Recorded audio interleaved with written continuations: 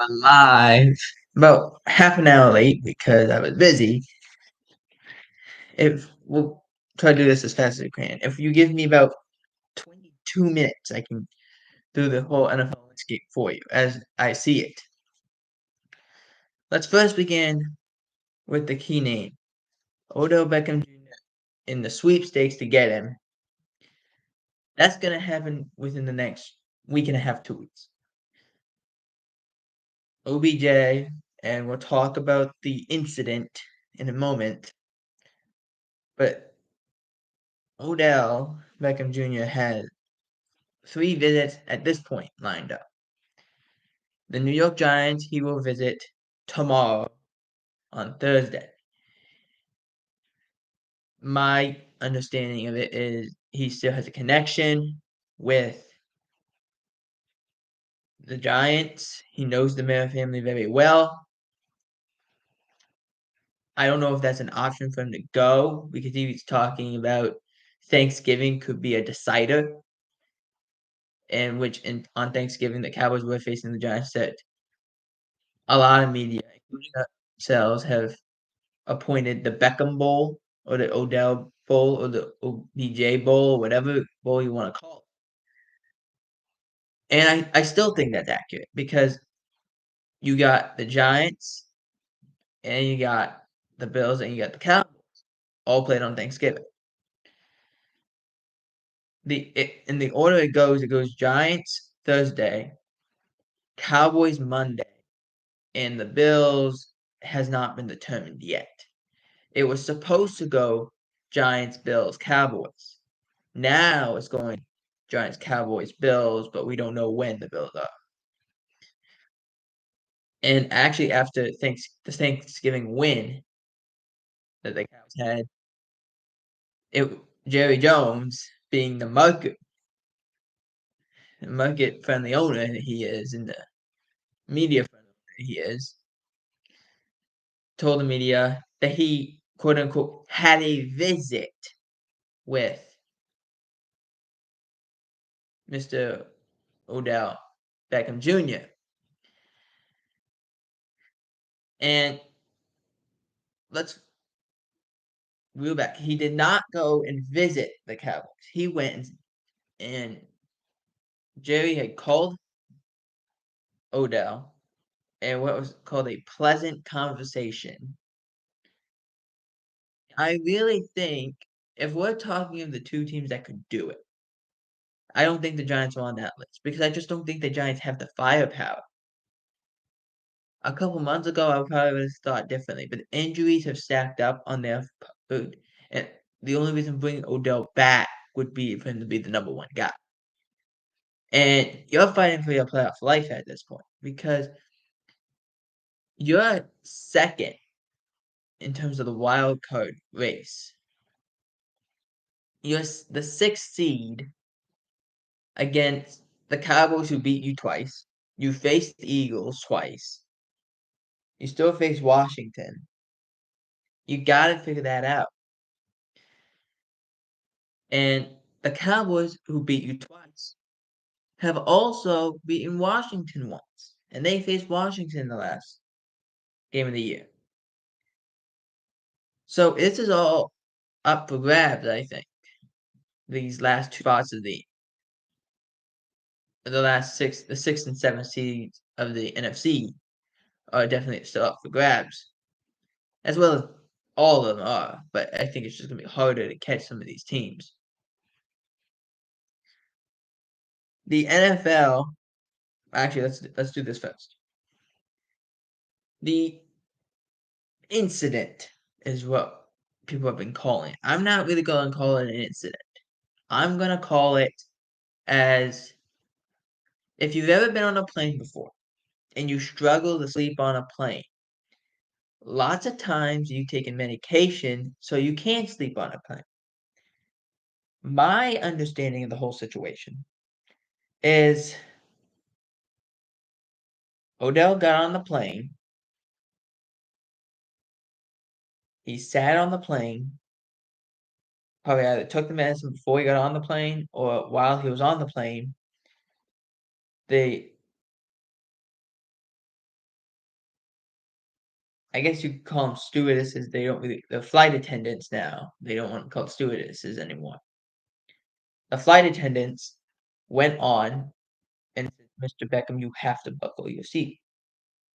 Now, they said he was quote unquote in and out of consciousness. That could also be just a fancy way of saying he was sleeping. That he popped in a medicine to make him sleep on a plane because he had a struggle. He struggles with sleeping on a plane. That could also be. They made it sound like as if he was doing things that were not accurate. Now, according to the report, the police, the fire department, the ambulance was all called. Why the ambulance was called makes, I guess, some sense, but the fire department makes no sense. They called, they escorted him off the plane. They didn't arrest him. They didn't charge him. They didn't do anything. They just gave him another way. My understanding is they want to keep, like, you obviously don't, if you're sick, they don't want to take you up to like 100,000 feet or whatever. I get that, but I don't really. I think it was just because he took something to help him sleep on the plane, and it kicked in right away. That's the only way I can explain it. That makes sense to me.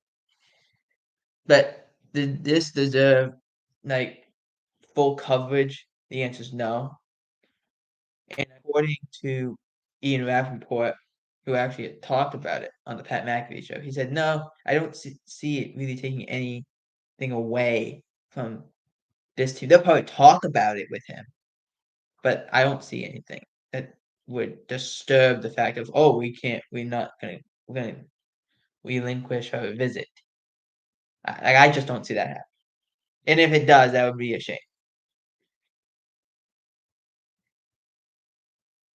The NFL flexes the Dolphins Chargers matchup of Week 14 into Sunday Night Football to take the place of the Broncos, Chiefs at Broncos matchup. I understand. I that that's a terrible matchup. I get it. I understand you make these schedules also in March. My question is this: Christmas Eve, there's 3 games, and I believe I have this in order: Seattle and Detroit, Eagles and Cowboys, and Steelers and Raiders. I believe I have that all correct. Why? What would be the only reason that the NFL would not flex the Raiders and Steelers out of prime time? Because if you're really thinking about it, what's the best game on that schedule? By far, Cowboys and Eagles, because that game could easily be for the number 1 seed of the conference. It could be, and it could be that that has a lot of dividends for that. So, what's the likelihood that that gets flexed? I say very high because I think everyone's gonna look at it and be like, "Whoa, like we can't, like that Broncos game is not gonna be very good." And that's what they did here on Sunday Night Football. They said that Broncos game is not gonna be very good. It's not, no one's really gonna care. And the same goes for that Raiders Steelers match. I understand it's 50 years of the Immaculate Reception. I get that, but I don't understand why that's a Sunday Night Football match. Because to me, that's not the best matchup.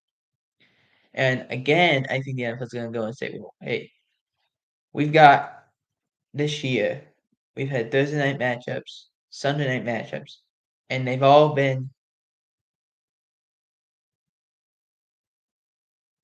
been very good. Let's just say it that way.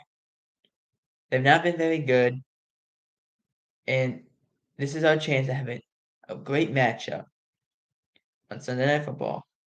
Let's do that. And I could see them do it.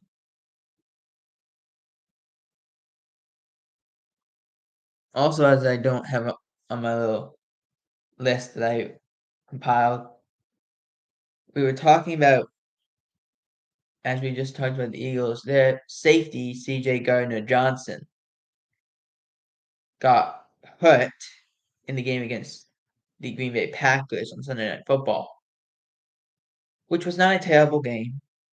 There was no defense involved, and it was sloppy, but it wasn't a terrible game. But Gardner-Johnson got hurt early in that game, and actually never returned in the game. It was announced yesterday morning that he had a lacerated kidney. Now, a lacerated kidney is very dangerous because it can lead to a lot of stuff.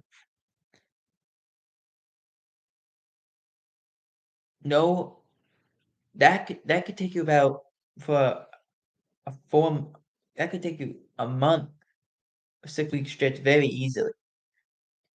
And if you're the Eagles, not having him out there is a loss. It's not a gain by any means. It's just not.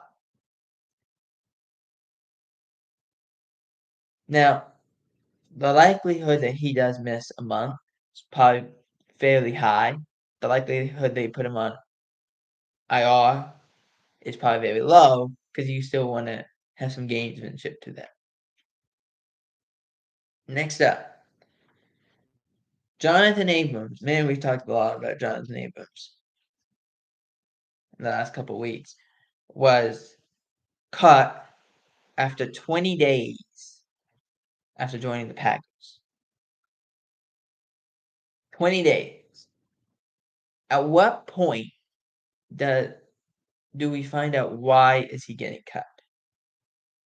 Is it because people don't like him because he has a big ego? What's the reason? Tell me the reason. Because I don't know the reason. I have no idea what this reason is. None. Zilch. I have nothing. Is it an ego problem? Is it this guy's just not a good coach? In terms of they can't coach him? What is it?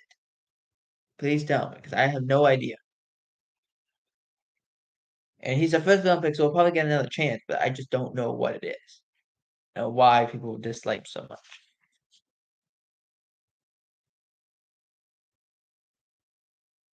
Bucks head coach Todd Bowles made quite a bizarre coaching decision. As the Bucks have the ball back with, I believe, 48 seconds left, if I can remember correctly. And you got the greatest quarterback of all time in Tom Brady against the Cleveland Browns. He can beat them. That's not anything shocking. Brady ends up the Bucks end up basically taking like a knee in terms of there was 33 seconds left. There was 33 seconds on the clock wasted. 33 seconds wasted because the Bulls refused to call a timeout, which those 33 seconds could have caused field goal to be hit by Ryan Suckup and the Bucks win, and they don't have to go into overtime. Bowles' explanation was he did not want Tom Brady to throw an interception. At what point? Who's the best quarterback under 2 minutes in our league right now? Pick anyone you got. Mahomes, Allen, Brady, Rodgers, Prescott. Anyone you want. Pick them all if you want. Who's the best? If I need a drive, no matter the yardage, no matter time, I'm taking Brady. Especially with 33 seconds, I'm taking Brady. You waste 33 seconds because you don't want to call a timeout. It's mind-boggling. And yet somehow they're still winning their division. It's mind-boggling. It's just that's the only thing I can say. At what point, and I said this, I was screaming at my television about 2 weeks ago. And I said this about Brandon Staley. It goes the same thing for Todd Bowles.